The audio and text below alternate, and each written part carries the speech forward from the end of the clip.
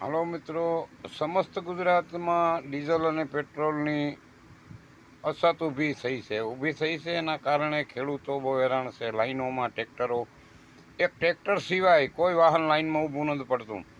કિસાન ભાઈઓના ટ્રેક્ટર જ, એના જે ઓજાર રાખવામાં, આધુનિકરણના જે ઓજારો કિસાન ભાઈઓના છે, એને જ ડીઝલ લેવામાં લાઈનમાં ઊભવું પડે છે.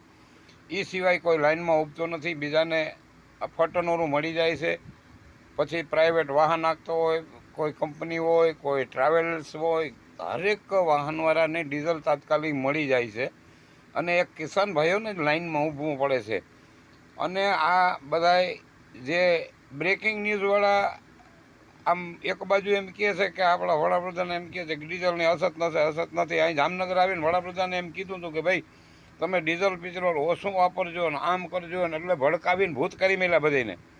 આ વડાપ્રધાને ભડકાવીને ભૂત કરી મેલા.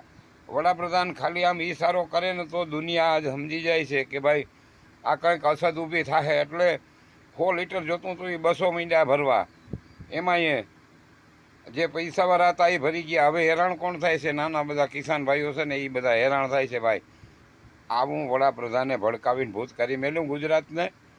એટલે આવી અછત ઊભી થઈ છે. ભલે હવે તમે લાખો લીટર ઉત્પાદન કરતી હોય કંપની, ગુજરાત હિન્દુસ્તાન પેટ્રોલિયમ હોય કે પછી રિલાયન્સ હોય કે નિયારા હોય કે આ બધી કંપનીઓ ડીઝલ પેટ્રોલ રિફાઇન કરીને ઉત્પાદન તો કરે જ છે, પણ આ વડાપ્રધાને ભડકાવીને ભૂત કરી મેળ્યા બધાને.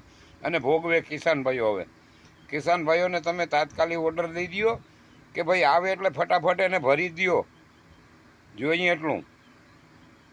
અને એનું તમે નોંધ રાખો કે ભાઈ આ યુવરાજ નાનકડું ટ્રેક્ટર છે 15 વર્ષ પાવરનું, તો એને સિઝનમાં 10 વીઘા જીગા વાવે તો એટલું જોઈએ, તો એટલું એને આપી દો.